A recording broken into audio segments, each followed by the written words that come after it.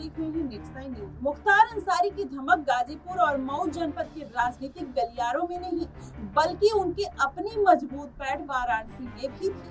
आपको बताएं 2009 लोकसभा में ये बात दिखाई दी थी। तब भाजपा के दिग्गज नेता डॉक्टर मुरली मनोहर जोशी मुख्तार अंसारी से काफी करीबी अंतर से जीत सके थे। आपको बताएं भाजपा ने 2004 के लोकसभा चुनाव में वाराणसी सीट गंवा दी थी। वहीं भाजपा के शंकर प्रसाद जायसवाल को कांग्रेस प्रत्याशी डॉक्टर राजेश मिश्रा ने हरा दिया था और अपनी सीट वापस पाने के लिए भाजपा ने मैदान में इलाहाबाद के सांसद रहे व भाजपा के दिग्गज नेता डॉक्टर मुरली मनोहर जोशी को इस सीट से उतारा था। डॉक्टर जोशी के प्रत्याशी बनते ही यह सीट प्रदेश की हॉट सीट बन गई। जी हाँ, आपको बताएं तो बसपा ने जेल में बंद मुख्तार अंसारी को प्रत्याशी बनाकर देश दुनिया की नजर में चढ़ा दिया। वहीं डॉक्टर मुरली मनोहर जोशी को प्रत्याशी बनाए जाने से नाराज तत्कालीन भाजपा नेता अजय राय को सपा ने टिकट देकर बड़ा दांव खेल दिया था।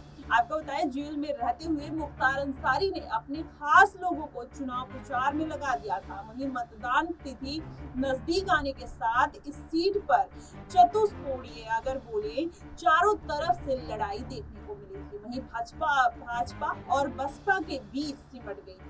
वहीं मतदान के दिन दोपहर में फैली अफवाह कि भाई जीत गया और गर्मी के चलते मतदाता जो है वो कम निकल रहे थे, जबकि मुस्लिम इलाकों में लंबी लाइन लगी थी। मुख्तार की जीत की अफवाह जंगल में आग की तरह फैलती हुई नजर आई और इसके बाद भाजपा समर्थक सक्रिय हुए और लोगों को घर से निकालकर मतदान करने के लिए भेजा। तो मात्र 42.61% की ही वोटिंग हुई। उसके बाद भी आप सोचिए मतदान के लिए घर से निकाला गया और उसके बाद भी 42% की वोटिंग हुई।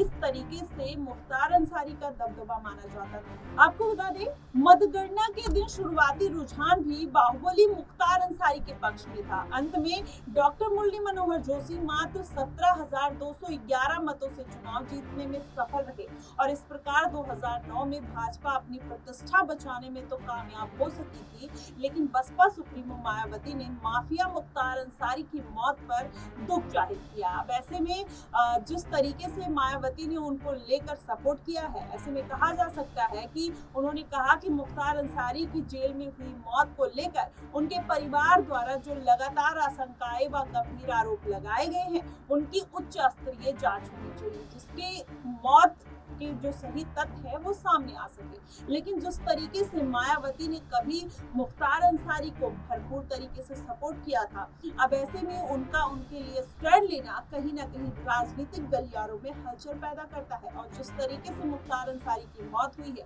ऐसे में तमाम दलीलें निकलकर सामने आ रही है और लोग सरकार पर सवाल उठा रहे हैं और अलग अलग तरीके की प्रतिक्रियाएं देखने को मिल रही है। फिलहाल आपकी इस पर क्या प्रतिक्रिया बनती है, आप हमें कमेंट सेक्शन में जरूर बताइएगा। फिलहाल के लिए बस इतना ही। देश और दुनिया की तमाम खबरों के लिए मेरे साथ बने रहिए नेक्स्ट टाइम।